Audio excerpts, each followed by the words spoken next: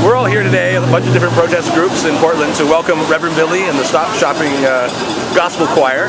We're going to do an exorcism on the waterfront this morning. We're going to exorcise Monsanto from Portland. So the Reverend Billy and the Stop Shopping Gospel Choir they're going to give us some more information right now. So we got to listen to this. All right. The stairs. And do a little show. Do a little show. For you. For you. And then we'll carry on. And then we'll carry on.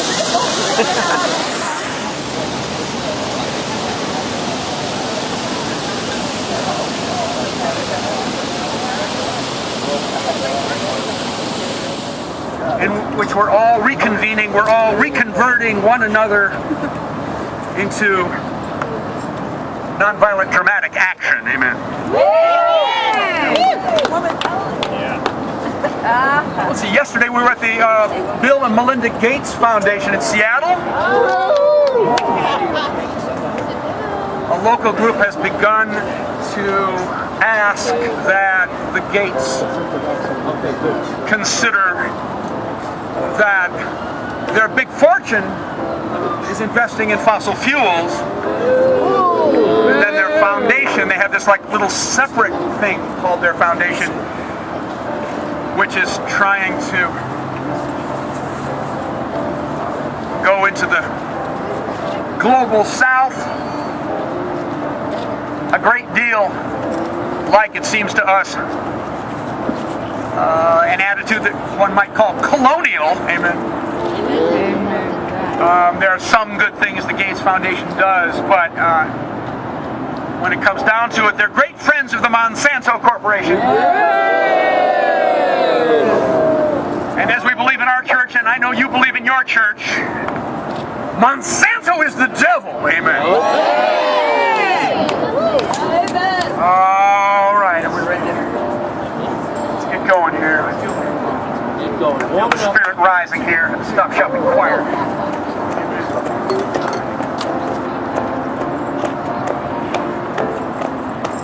It took a while, get off our knees.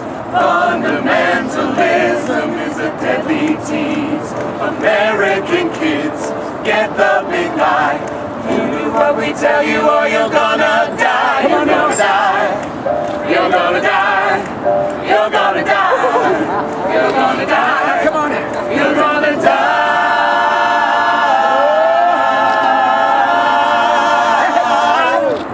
You're gonna die.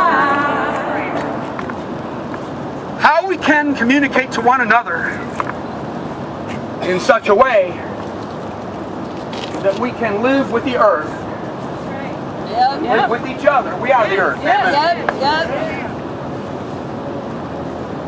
Anytime there's a little bit of an advance in this project of communicating well beyond the communication of pixels, well beyond the communication of money, well beyond and more deeply in our souls than the communication of a politician's teleprompter. Anytime there's a little advance, we just feel it. We stop each other on the sidewalk. What are they doing in Ferguson? Some kids are holding a patch of sidewalk in front of the police station.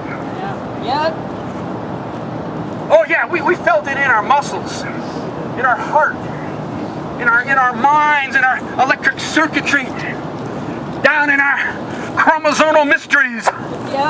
Something was happening. Just a handful of people in Ferguson, Missouri. But it was a kind of communicating that we knew in our souls. It's what the earth is asking from us right now. Remember those moments when John Lennon died? Remember those moments when the Pope, Frank, that man in the dress, when he said, "Who am I to judge a gay person?" We knew his church didn't go along with him, but just to have him say such a thing. When we really have had We have had no major institution in this world really communicate that it believes in equality.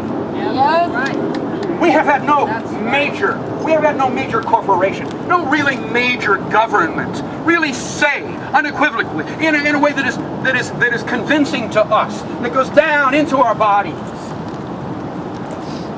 that it believes that climate change is real. That hasn't happened. So far as advertising, people. It's like the Gates Foundation. They have a separate little company over to the side, right, that deals with matters of conscience. And they think of matters of conscience as basically just outmaneuvering those protesters. That's what they think of it. Just keep doing things, changing your spots, saying this, saying that, and above all, study what the protesters say. And then say it back to them. Get them really confused. Hire some out-of-work method actor with bleached teeth to go on the television and look those protesters right in the eye and repeat their rhetoric right back at them. And say, I, Bill Gates, the richest man in the world, I'm like you. I believe what you believe. That ain't right. That ain't right. It ain't necessarily so. We have had that recent communication that was so mind if I deep, get underneath here? so fast, That way I shoot so strange. When that young man prayed in that church and then murdered the people he prayed with. And then we found pictures of his fetishizing the Confederate flag. And across the South, I was on the phone with my Southern friends, I know you were too. This thing happened. And communicating among people who, by their indifference, continue to be racists. Am I right? Most of us, just drifting, not dealing with it. That's what most of the South is. But even some of the active racists. I mean, there were people that just simply knew we can't do this anymore. We cannot officially stand behind this symbol anymore. And I get a little bit of a feeling, oh, that's teaching me something. That's what we have to do about climate change. That's what we have to do about the extinction wave, the loss of life, the loss of earth cultures every week in this world. That's what we've got to do about these corporations that are putting 80,000 invisible chemicals into the air and corrupting our government so much that we can't even ask what they are.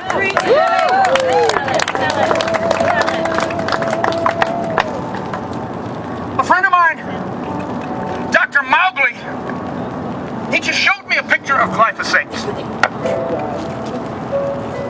It looks a little bit like those, those little jacks. What do they call it when we were kids? Those little spiky things? Jacks.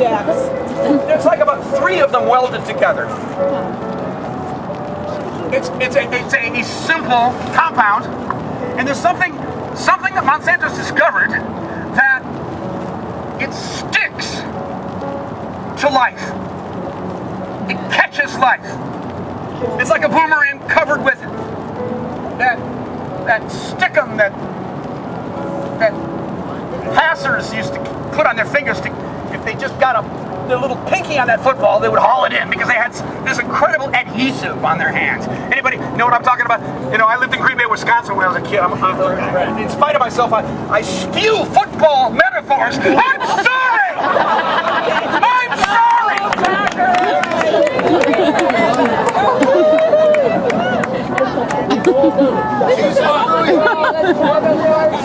Probably on TV. Those glyphosates are here right now. Every study that publishes its findings, they're in our body fat. They go into our DNA and snap our DNA, which causes cancer.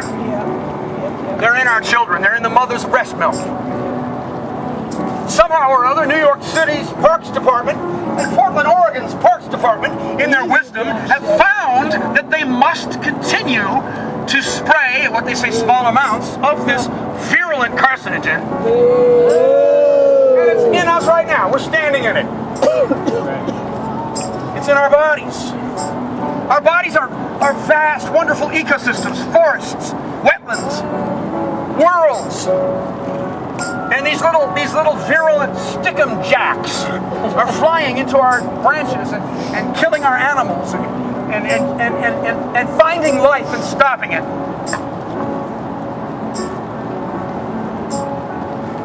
Now we got to find that communicating. To exorcise, we need to communicate. That's different than, amazingly enough, this is confusing to most Americans, different than information.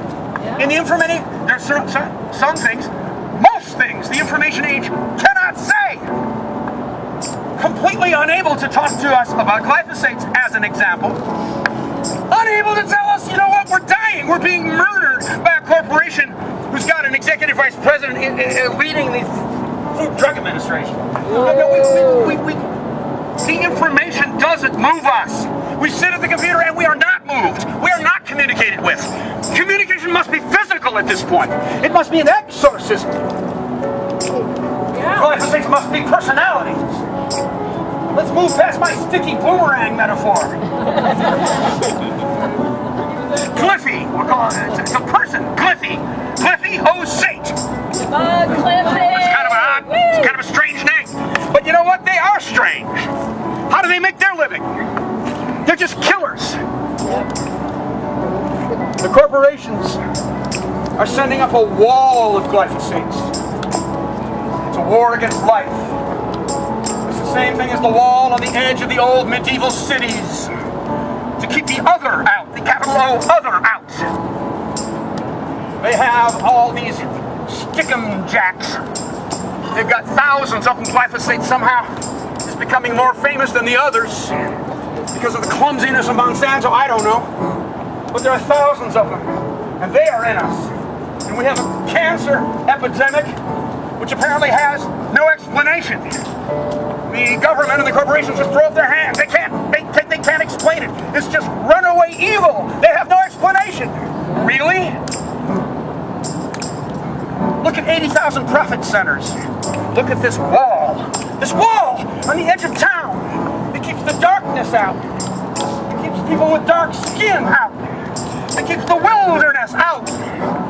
That wall of nano killers. You and I must tear it down. Yeah. It is as evil as the Confederate flag. It is racist. It is murderous. And it cannot continue in a loving, gracious society. It's a part of climate change. It's a part of industrial agriculture, which is so fossil fuel centric. We've got to get down there. We have to be nano warriors. It's not just the wandering El Niños and the jet streams and the ocean currents. It's happening on that Armageddon beyond the view of the naked eye as well.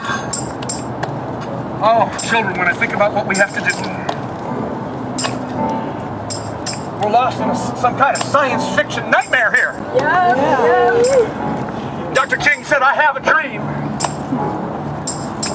I have a nightmare. But if we don't have that dream at the same time that we realize that nightmare, we're not going to get anywhere, children. We are assigned today. This exorcism, nonviolent dramatic action in the city council chambers, in the heads of the electeds. Take them out to dinner, seduce them, really communicate with them, get down into their DNA, talk to them about their children's DNA,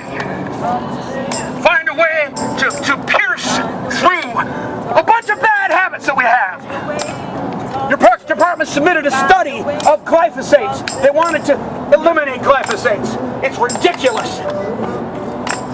And the city should have risen up and stated to these people how they are out there in a world of murderous fantasy. Your Parks Department said that they couldn't afford it. But the amount of money that it takes to even organize volunteers is 600 times greater than just applying a little bit of glyphosate. And they said especially it's hard to mitigate the weeds. That's what they say. Mitigate the weeds. Amen? Are we in Pentagon speak here or what? At the baseball diamonds. What you gonna do about the weeds? Well, heck. Eat 'em. What do you do during a baseball game? You sit there, and then you have a 7th inning stretch. Hey, yeah. Teach me what the weeds are. Let's reinvent the 7th inning stretch. There's nothing more powerful than community, amen? Nothing more magical than community. And a revolution that is successful has a strong community. It always has some people that are willing to die for what they believe. But there are lots and lots and lots of people who love each other. That's what we've got to do. That's the ingredient of great communicating. That's what we've been taught by all the movements that have given us the freedom that we're enjoying at this moment. If we're standing in a sea of glyphosate right now, we're also standing in a sea of freedom that came to us from labor and civil rights and gender rights, and the women's movement and the peace movement, the people who were willing to risk their life and limb. It's time for us to do that now.